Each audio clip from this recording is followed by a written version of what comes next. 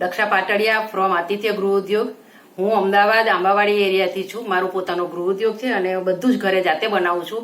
અત્યારે ખાસ કરીને આપણે અથાણાની સિઝન આવી રહી છે, હવેથી કેરીઓ આવવાની ચાલુ થઈ ગઈ છે, તો આપણે શરૂઆત કરીશું દાબડા કેરીના અથાણાથી। તો આજે હું તમને બતાવવા ટ્રાય કરીશ દાબડા કેરીનું અથાણું એના મસાલા સાથે કેવી રીતે બનાવાય। તો ચાલો આપણે જોઈએ અથાણું આપણે કેવી રીતે બનાવીએ છીએ। સૌથી પહેલા આપણે ગેસ ચાલુ કરી અને સરસિયાના તેલને ગરમ કરવા મૂકીશું। સરસિયાનું તેલ એકદમ ધુમાડા આવે એવું ગરમ આપણે કરવાનું છે અને એ તેલ ગરમ થાય ત્યાં સુધી આપણે તૈયારી કરીએ કે જેમાં સૌથી પહેલા આપણે લઈશું મેથીના કુરિયા। મેથીના કુરિયાને આપણે મિડલમાં રાખવાના છે।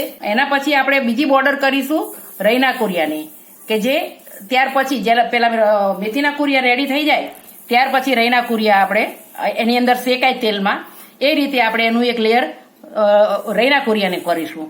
આપણું તેલ ધુમાડો પડતું ગરમ થઈ રહ્યું છે, હવે એની ટાઈમ થઈ ગયો છે।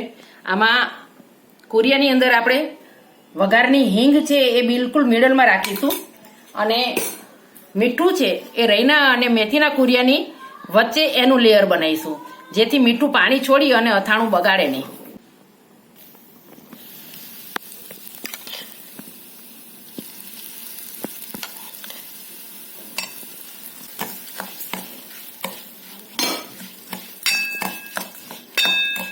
હવે આપણે એની અંદર હળદર નાખીશું કે જે ગરમ તેલમાં નાખવાથી બળી ન જાય એટલા માટે ગરમ તેલમાં જ નાખીશું। હવે આને થોડી વાર માટે આપણે ઢાંકી દઈશું। કુરિયા ગરમ કર્યા છે એ ઠંડા થાય ત્યાં સુધી આપણે કેરી તૈયાર કરી લઈએ। કેરીને આ રીતે ઉપરથી ડેટિયું કાઢી અને એક ઊભો અને એક આડો બે ચીરા મૂકવાના અને ત્યાર પછી એની અંદર જે કૂણી ગોટલી છે એ ગોટલીને અંદરથી આપણે રિમૂવ કરી નાખવાની।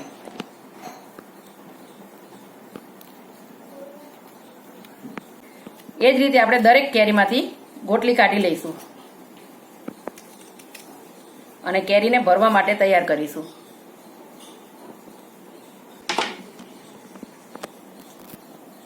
હવે આપણા કુરિયા ઠંડા થઈ ગયા છે, એની અંદર આપણે લાલ મરચાં પાવડર વપરાઈ દઈશું અને એને બરાબર મિક્સ કરી લઈશું અને એ મિક્સ કરી અને એની અંદર આપણે કેરીની અંદર ભરીશું।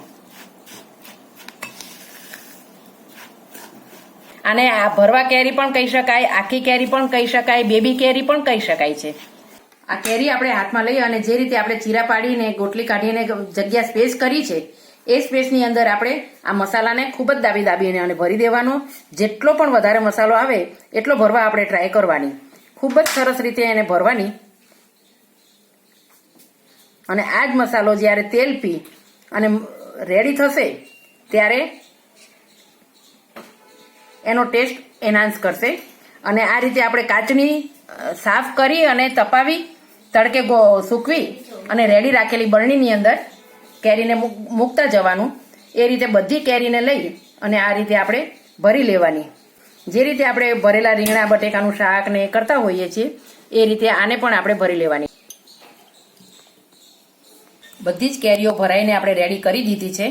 હવે આપણે જે કંઈ મસાલો વધ્યો છે એને કેરીની ઉપર નાખી અને એનાથી દાબી દઈશું, જેથી કેરી છે એ ખુલ્લી ના રહેવી જોઈએ। એની ઉપર એને મસાલાથી પેક કરી દેવાની અને ત્યાર પછી એ સેટ થઈ જાય એટલે એની અંદર ડૂબાડૂબ સરસિયાનું તેલ નાખી અને એને 3 થી 4 દિવસ સુધી રહેવા દેવાનું। તો આ છે દાબડા કેરીનું અથાણું। તો આપ બધા જ ઘરે બનાવજો અને કેવો બન્યો છે એનો મને રિપ્લાય આપજો।